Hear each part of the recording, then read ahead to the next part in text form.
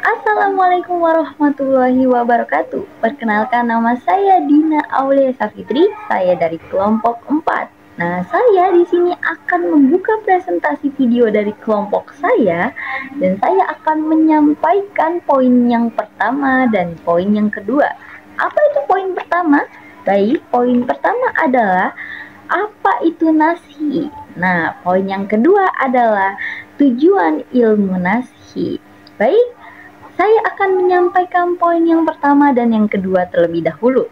Baik, poin yang pertama adalah apa sih ilmu nasi? Nah, ilmu nasi secara singkat berarti menghapus atau menggantikan. Nah, secara istilah apa ilmu nasi? Baik, ilmu nasi adalah menghapus hukum syariat yang ditetapkan sebelumnya oleh hukum yang baru. Dan siapa yang mengganti? Tentu saja Allah Subhanahu wa taala melalui wahyunya.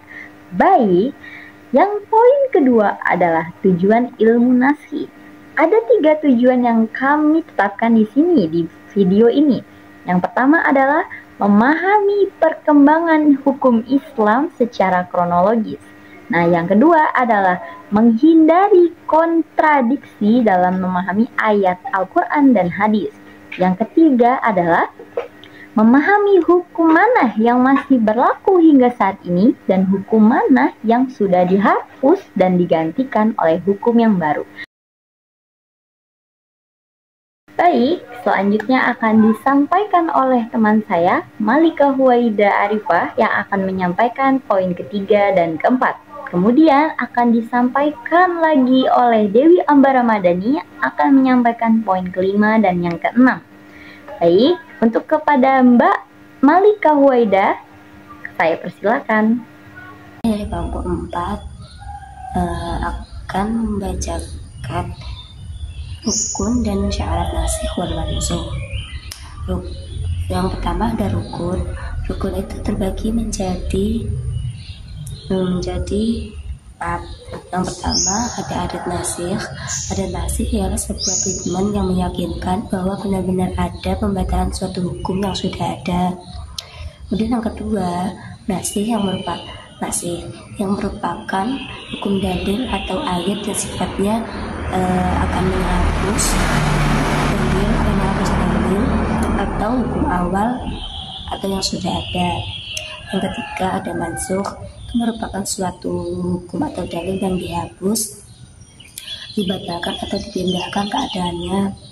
Yang keempat mansukhan, yang berarti orang-orang yang harus mendapatkan hukum dari hukum tersebut. Kemudian ada syaratnya, yang terdiri juga dari 4. Yang pertama mansukh atau dari hukum yang dihapuskan atau dibatalkan harus berupa dengan hukum syara. Kemudian yang kedua nasikh, dalil yang menghapus atau membatalkan mesti memiliki selang waktu dari mansukh atau dalil hukum yang lama. Kemudian yang ketiga dalil baru atau nasikh dan dalil lama itu mansukh. Haruslah memiliki pertentangan dengan sifat nyata atau kontradiktif. Terus yang keempat, sifat dari nasikh atau dalil yang menghapus atau dalil yang mengganti ialah. Yang selanjutnya macam-macam nasikh. Macam-macam nasikh dalam Al-Quran. Yang pertama itu menghilangkan atau nasikh hukum, ketentuan, dan teks secara bersama. Ayat-ayat di bagian ini tidak boleh dilafalkan atau digunakan lagi. Salah satu contohnya adalah hadis riwayat Bukhari dan Muslim dari Aisyah yang berarti dahulu termasuk yang diturunkan atau ayat Al-Quran adalah 10 kali susuan yang diketahui, kemudian dinasakh dengan 5 susuan yang diketahui. Setelah Rasulullah SAW wafat, hukum yang terakhir tetap dibaca sebagai bagian Al-Quran. Hasil dari hadis tersebut adalah bahwa jika 2 orang yang dianggap tidak seibu meminum ASI dari satu ibu, yaitu 10 kali sedot, mereka dianggap sebagai saudara mahram. Kemudian dalil ini dinasihkan menjadi 10 kali cukup. cukup 5 kali. Kemudian yang kedua, nasakh pada hukum atau ketentuan sendiri sedang pada teks tetap ada. Contohnya ayat yang membahas bentuk sedekah seperti yang tercantum pada Quran surah Al-Anbiya ayat 12. Artinya, hai orang-orang yang beriman, apabila kamu mengadakan pembicaraan khusus dengan Rasul, hendaklah kamu mengeluarkan sedekah kepada orang yang miskin sebelum pembicaraan itu. Yang demikian itu adalah lebih baik bagimu dan lebih bersih. Jika kamu tidak memperbolehkan yang akan disedekahkan, maka sesungguhnya Allah Maha Pengampun lagi Maha Penyayang. Maka dari di atas tersebut kemudian digantikan, dinasahkan dengan menjadi ayat apabila kamu takut akan menjadi miskin karena kamu memberikan sedekah sebelum pembicaraan dengan Rasul, maka jika kamu tiada memperbuatnya dan Allah telah memberikan taubat kepadamu, maka dirikanlah sholat, tunaikanlah zakat, dan taatlah kepada Allah dan Rasulnya, dan Allah Maha mengetahui apa yang kamu kerjakan. Sekian dari saya. Selanjutnya akan dibawakan oleh. Di sini saya Dewi Ambar Ramadhani akan melanjutkan materi dari Ukhti Malika, yaitu materi ke-6, materi ke-5 dan ke-6, yang membahas tentang contoh ayat nasih dan mansuh, kemudian metode penentuan ayat nasih dan mansuh. Nah, contoh ayat nasih dan mansuh ini seperti yang kita ketahui bahwa nasih dan mansuh adalah pengganti. Ya, jadi satu ayat yang masih samar itu dijelaskan atau diganti. Bisa jadi diganti atau dijelaskan. Contohnya pada surat Al-Baqarah ayat 184, ayyaman ma'dudat faman kana minkum maridun aw ala safarin fa'iddatun min ayyamin ukhra wa an faman tatawwa'a khairan fahuwa khairul lah wa an tasumu khairul lakum in kuntum ta'lamun. Wa an tasumu di sini Allah menyuruh kita untuk berpuasa, tapi pada ayat ini belum dijelaskan puasa apa yang diwajibkan atas kita.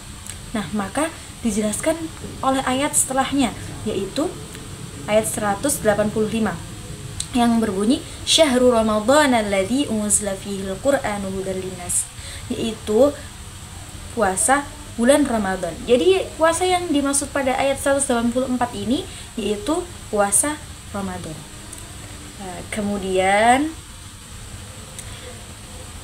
contoh yang kedua yaitu tentang arah kiblat.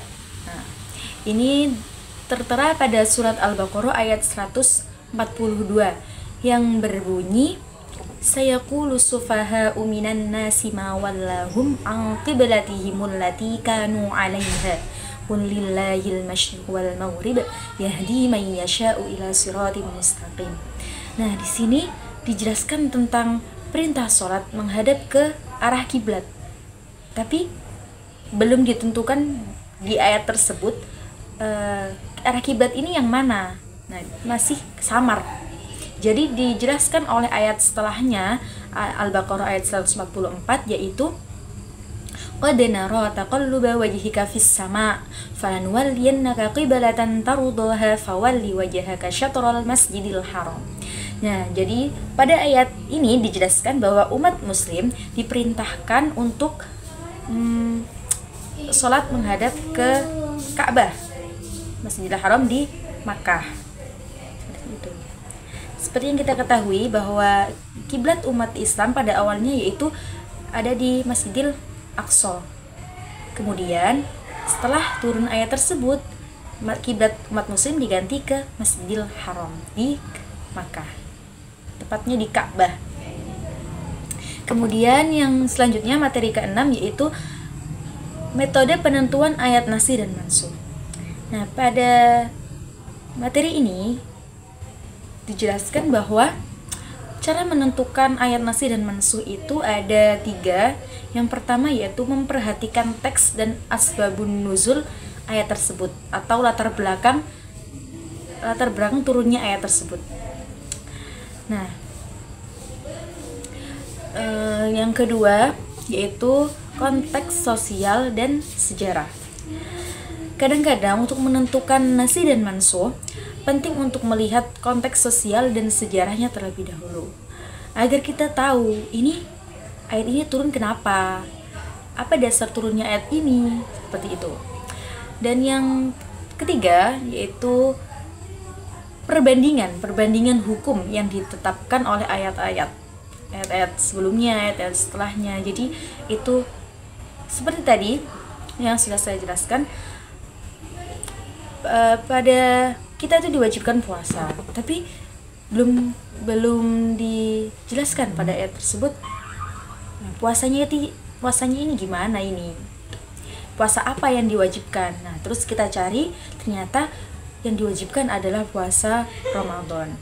Kesimpulannya, makalah ini memberikan dasar pemahaman yang kuat sebagai bagaimana sih konsep nasi dan mansuh itu. Dengan mempelajari ayat nasi dan mansuh ini, kita tahu perkembangan hukum seiring berjalannya zaman, dan kita dapat membandingkan kerelevanan hukum tersebut. Apakah hukum tersebut masih cocok atau tidak digunakan untuk zaman sekarang ini, atau harus perlu diganti hukum tersebut, seperti itu. Nah, mungkin sekian dari kami pemateri. Terima kasih, dan kami mohon maaf apabila ada kesalahan atau tutur kata yang kurang baik. Kami mohon maaf yang seikhlas-ikhlasnya. Wassalamualaikum warahmatullahi wabarakatuh.